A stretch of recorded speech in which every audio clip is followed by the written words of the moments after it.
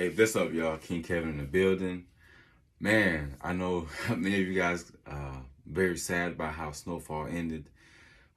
Very sour taste in your mouth, you know what I mean? Of how the main character, Damson Idris, end up, I guess, self-destruction, you know. He picked up the bottle, could never put it back down.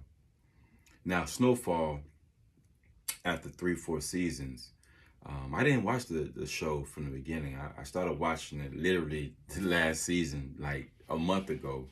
But I actually was at the second season premiere in downtown Atlanta when it was down here, only because I knew one of the actresses from Love and Hip Hop, and she invited me to come through and check it out the network, because she knew she met me at network. She was like, man, you'd be perfect for this. So I didn't know any of the cast members at the time. John Singletary had already died at the time, if I'm not mistaken, or he just couldn't make it. But I know he wasn't there.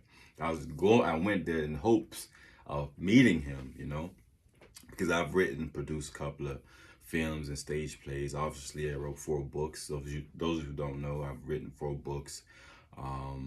I own a renovations and mold removal company here in Atlanta, Georgia, where I am right now, getting ready for work when my baby wakes up. And I just, watching that show, I learned so many things about myself, about the black community. I know 2 guys who reached very high levels in the dope game, very high levels, moving kilos of cocaine, who are literally starving to death right now, or is starving, starving for love, starving for just honor and dignity, because they've lost so much, they're ashamed, or living very poor, borderline homeless, or in prison. So one thing about the show, and I hope everybody learned, that when you get into the dope game, street game, there's no loyalty. There's little to no loyalty. Franklin Saint, the main character in the show, which was really supposed to be a movie, those who don't know, Rick Ross, Freeway Ricky Ross, the real Rick Ross, who the movie, well, it was a movie originally, but John Singletary turned to a show. Supposedly, it was stolen from, the show was stolen from Rick Ross, the real Rick Ross, not the rapper, from out there in California. He wrote it while he was in prison, and sold a few copies of the script, and John Singleton was one of them. The next thing he knows, it turned into a show. So it would have been a lot more authentic if Rick Ross was part of it, because in his own words, it's a fantasy. So he doesn't like it. It's not real. It's not all the way real, based on what he wrote about his life. And he was moving tons of cocaine a month. You know what I'm saying? He was getting me 100 keys a week or something like that, some crazy amount of money. And it just shows you how the government, when I watched, let me say this, when I started watching the show, the first 2 episodes, I instantly knew it was about Rick Ross, because I know his story. I watched his documentary. I've done everything but read his book. I watched plenty of interviews he's done on various platforms, from Vlad TV, Say Cheese, and et cetera, different podcasts. Like, I know his story. He sticks, pretty much to the script. And so when I watched the show, I automatically knew that this was based on his life, because he spoke about the DEA giving him drugs to sell, forcing him to sell these drugs. If you don't sell it, we're going to lock you up, and all your family, your mother, everybody, blase, blase. And, he kept selling and selling, you know what I'm saying? And also, one thing about Franklin Saints that I really liked about him in the beginning was that he was in college. You know what I'm saying? Those who remember him going to college and being kicked out because he couldn't afford it. And so he was literally went from, having the whole world in front of him, political science major, just like me. That's what I graduated college from in 2005, Florida Atlantic University. Go Owls! I didn't get kicked out of college like he did because of the money. And it just shows you the options that black men really have, whether you're going to go to school, and live by the books, or you're gonna go in the streets and live as a crook. And that's pretty much options we all have. So when we always saying black man, black woman, you have the choice. And he chose to sell weed and elevate to selling drugs. They say weed is a gateway drug, not far as usage, but definitely as far as selling, because even me, when I was selling some weed, I was selling, a few pounds of weed here and there, a few ounces, then pounds. Well, first nickel bags, then ounces, then pounds. And then I was like, man, this is not enough money. You know what I mean? It's too many risks, and I started selling crack cocaine. Powder, well, first powder, because a lot of my clients kept asking me, do I have any powder? I didn't have powder. So I'll buy a few dime bags, 8 balls from some of my partners, that said to me, at price I wasn't paying extra. I would just give whatever they gave me at cost, and I'll sell it to the customers. And then that's how I got into the dope game. And then I began to actually then I started selling the crack cocaine. And from crack cocaine, I learned to cook the cocaine. If you watch Snowfall, he started, once he learned how to cook that powder into crack, it was a wrap. He started selling to his people in massive amount of numbers. And that's how it happens, literally how it happens. But the reason why I stopped selling crack cocaine and got out the game, true story, and I wrote about it in my second book, The Courage to Believe, which I used to have copies of my books on my desk. I have plenty in the closet behind me. We see the flag at, plenty of copies. But in that book, I gave one away to a mentoring, one of the students I'm mentoring on Saturdays. That book, My Winning the Mirror and Seven Queens, I gave all 3 away. Matter of fact, the third one I gave away to Big Gift from Goody Mob. So shout out to Big Gift for coming through the Black Legacy Center last Saturday to inspire the youth and tell us, his story and how he's selling, hemp products, alcohol with no alcohol in it, type stuff. And pretty cool, man. Gift from Goody Mob, man. The good die most over bullshit, man. What's up, man? For real, for real. Much respect. And also the gentleman, what's his name? The action hero. He plays in couldn't think of his name, but he plays the new Spawn. I can't believe it's like action figure. I can't I don't remember his name right now. But if you go into my Instagram, you see the picture of him. It'll pop up as I'm talking, as it always does, right? You see all these gray hairs, so forgive me. I'm 43 years old now with 2 beautiful, precious daughters, and working on my 4th book, America's and France's 1,000-Year War Against Haiti, Assassination of a Nation. But I can't wait to write, and not write, but to publish and to speak about it June 17th, Saturday at 1 o'clock at the Bicentennial Park here in Atlanta. So if you're in Atlanta, please come check me out.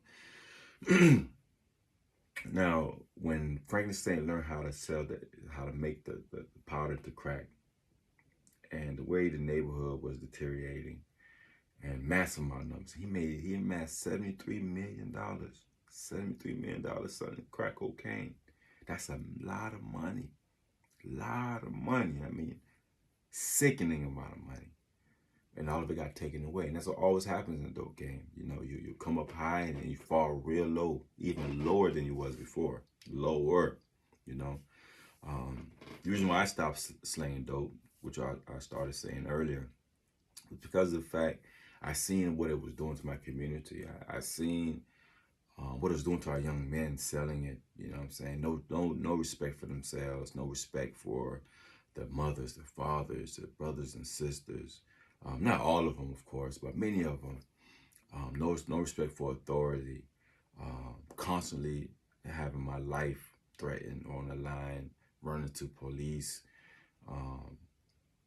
the gun battles, the stabs in the back, whether it's literally or metaphysically. But, I literally was stabbed. Well, not in the dope game, because of the dope game, but drugs were definitely within the vicinity, you know what I mean? I've seen so many people killed, literally killed with my own eyes. I've seen people arrested, reduce themselves to like the most degrading levels, you can think of. I mean, the list goes on. It's just a conundrum of things that can go wrong. And there was no need for me to stay in it. So what I did was I sold my beeper. I had a beeper in the phone. I sold my beeper in my phone at the time. And the beeper stopped running, I think. Well, I know I sold it before I graduated college. I think beeper stopped around 2002, 2003. You know, so it was cool to see the beeper game in Snowfall. It reminded me, man, my beeper and my cell phone will go off on and on and on all day, all night. And as you can see, business never stops. You know what I'm saying? But one thing about a dope game, Snowfall, that I like to say, is that no matter how high or how long you stay in it, the longer you stay in it, you will get screwed. You will get killed. You murdered, died, in prison, etc., etc. But I want to also say a few things about what I have in common with Franklin Saint. Watching that show. This was probably after the first 2-3 seasons.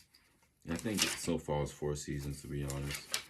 But you guys know Snowfall junkies out there. I'm gonna watch that last episode again. And can you believe he died? Like he didn't die, but the character we knew died. You know what I'm saying? And his mom seen that. Even the mom lost herself. The mom,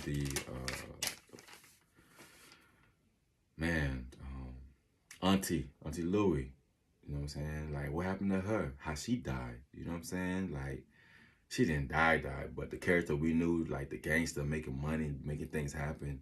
Now she's living her life on the run. Everybody lost. Nobody wins in this dope game. Nobody wins in the dope game. Everybody loses. You know, there was and I wrote about him in my book, Thousand Year War Against Haiti. I'm gonna say this before I go over the similarities. He was a army general, an army general or police officer in Haiti back in the early 90s, moving tons of cocaine through Haiti. Tons of cocaine through Haiti, and guns and cocaine from Colombia into the ports of Miami.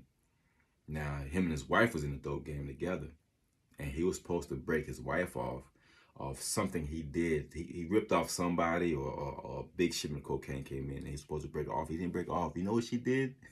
The feds are already coming after him. The warrants are already there. There's already in the works. She poisoned him to kill him. You know, she ended up going to prison anyway because she was indicted on the cocaine trafficking. Mega players, you know what I'm saying, drug lords. But she killed them before, you know, he could even stand trial, you know, because he ripped off a few $1 million.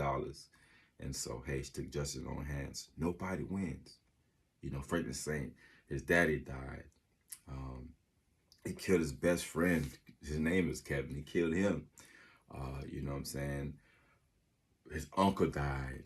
You know, his mama ended up going to prison. Possibly going to serve the rest of her life in prison.